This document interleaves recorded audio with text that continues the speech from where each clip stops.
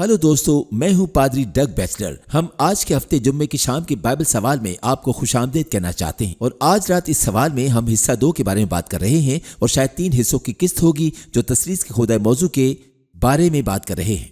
आज हम बात कर रहे हैं कि क्या रूह कुदुस एक शख्स है, और इसके साथ ही ये सवाल है कि क्या रूह कुदुस खुदा है।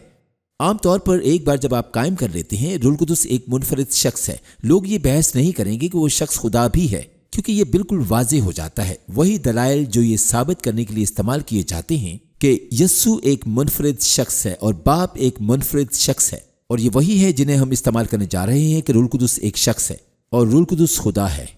तो सबसे पहले आप यूहन्ना 16 बाब 7 आयत देख सकते हैं।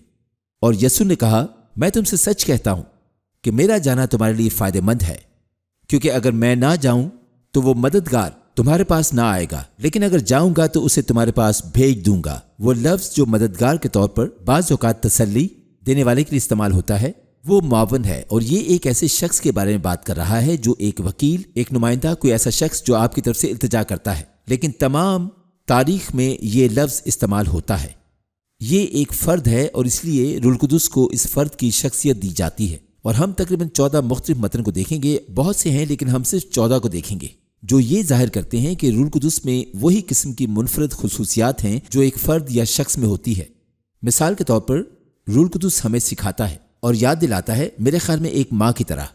यूहन्ना 26 बाब 14 आयत, मददगार यानी रूह कुदुस जिसे बाप मेरे नाम से भेजेगा वही तुम्हें सब बातें सिखाएगा और जो कुछ मैंने तुमसे कहा है वो सब तुम्हें याद दिलाएगा। अब अगर रूह कुदुस वाकई सिर्फ यस्सु की रूह होता, यस्सु कहता मैं जा रहा हूं लेकिन मैं अपनी रूह के जरिए ये करूंगा, लेकिन ये उन्हें अलग इनफरादियत देता है। आप पहला करंथियों 13 बाब उसकी 2 आयत देख सकते हैं। एक और आयत कहती है रूह कुदुस सिखाता है, और हम उन बातों को उन अल्फाज में नहीं बयान करते जो इंसानी हिकमत ने हमको सिखाए हों, बल्कि उन अल्फाज में जो रूह ने सिखाए हैं और रूहानी बातों का रूहानी बातों से मुकाबला करते हैं। अमाल 29:8 पर जाएं, लिखा है रूह बोलती है, ज़हीन सोच की बात करती है। लिखा है रूह ने फिलिप्पस से कहा कि नजदीक जाकर उस रथ के साथ हो ले। अमाल 13 में वो अमाल 29:8 था। अमाल 13:2 में जब वो खुदावंद की इबादत कर रहे और रोजे रख रहे थे तो रूह कुदुस ने कहा, मेरे लिए बरनबास और साउल को उस काम के वास्ते मखसूस कर दो जिसके वास्ते मैंने उनको बुलाया है।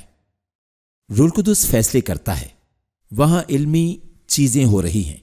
अमाल 15:28 बाब, क्योंकि रूह कुदुस ने और हमने मुनासिब जाना कि इन जरूरी बातों के सिवा तुम पर और बोझ ना डालें। अब अगर रूह कुदुस वाकई सिर्फ बाप या बेटे की रूह है तो ये कहता कि ये खुदा को अच्छा लगता है या यस्सु को अच्छा लगता है, लेकिन ये रूह कुदुस को अलग इनफरादियत देता है। रूह कुदुस रहनुमाई करता है। अब जब मैं इसे पढ़ता हूं तो गिने कि कितनी बार आपको वो या इसका जुमला मिलता है। यूहन्ना 16 बाब उसकी 13 आयत, जब वो यानी रूह हक आएगा तो तुमको तमाम सच्चाई की राह दिखाएगा, इसलिए कि वो अपनी तरफ से ना कहेगा, लेकिन जो कुछ सुनेगा वही कहेगा और तुम्हें आइंदा की खबरें देगा। 7 बार एक इलाही नंबर की तरह कहा गया वो। रूह रंजीदा हो सकती है। आप बिजली को रंजीदा नहीं कर सकते, आप किसी गैर जाती कुव्वत को रंजीदा नहीं कर सकते जैसे रोबोट। रूह कुदुस की शख्सियत है, एहसासात हैं। इफिसियों 4:30, खुदा के पाक रूह को रंजीदा ना करो जिससे तुम पर मखलसी के दिन के लिए मोहर हुई। यहां 2 आयात हैं जो कहती हैं कि रूह कुदुस को रंजीदा किया जा सकता है। रूह कुदुस गुस्सा और नाराज हो सकता है। इब्रानियों 10:29, तो ख्याल करो कि वो शख्स किस कदर ज्यादा सजा के लायक ठहरेगा जिसने फजल के रूह को बेइज्जत किया। और आप कह सकते हैं कि रूह कुदुस से भी झूठ बोला जा सकता है, और ये उन आयात में से एक है जो साबित करती है कि रूह कुदुस खुदा है। पतरस ने हनन्याह से कहा, क्यों शैतान ने तेरे दिल में ये बात डाली कि तू रूह कुदुस से झूठ बोले? तूने आदमियों से नहीं बल्कि खुदा से झूठ बोला। उसने कहा, जब आप रूह कुदुस से झूठ बोलते हैं तो जाहिर है कि आप रूह खुदा से झूठ बोल रहे हैं। रूह इंसानी तकरीर और मंसूबों को रोक सकता है। अमाल 16 आयत 6 और 7, वो फरूगिया और गलतिया के इलाका में से गुजरे क्योंकि रूह कुदुस ने उन्हें आसिया में कलाम सुनाने से मना किया और उन्होंने मूसिया के करीब पहुंचकर बतूनिया में जाने की कोशिश की, मगर यस्सु के रूह ने उन्हें जाने ना दिया। रूह कहता है, नहीं ऐसा मत करो, हाँ ऐसा करो, और इसमें रहनुमाई करने की सोच और ताकत भी है। रूह रूहानी तहाइफ को मुख्तस करती है।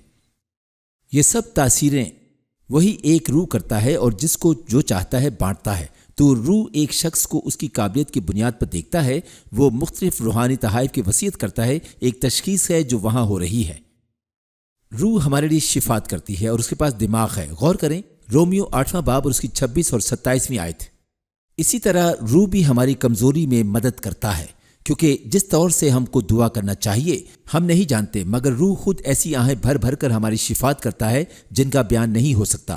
اور دلوں کا پرکھنے والا جانتا ہے کہ روح کی کیا نیت ہے، کیونکہ وہ خدا کی مرضی کے موافق مقدسوں کی شفاعت کرتا ہے۔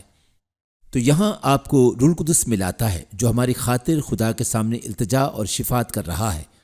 اور ظاہر ہے جب تک کہ خدا خود سے بات نہیں کرتا آپ کو خدا روح ملاتا ہے۔ وہ کہتا ہے دیکھو میں تمہارا نمائندہ ہوں، میں تمہارا وکیل ہوں، میں تمہارے حق میں باپ اور بیٹے کے سامنے عرض کروں گا۔ الگ شخص روح مسیح کی تسبیح کرتی ہے اور جو مسیح کا ہے اسے لے لیتا ہے اور ایمانداروں کو اس کا اعلان کرتا ہے۔ یہ یوحنا 16:14 میں لکھا ہے، وہ میرا جلال ظاہر کرے گا۔ وہ روح یسوع نہیں ہے، وہ یسوع کا جلال ظاہر کرے گا، اس لیے کہ مجھ ہی سے حاصل کر کے تمہیں خبریں دے گا۔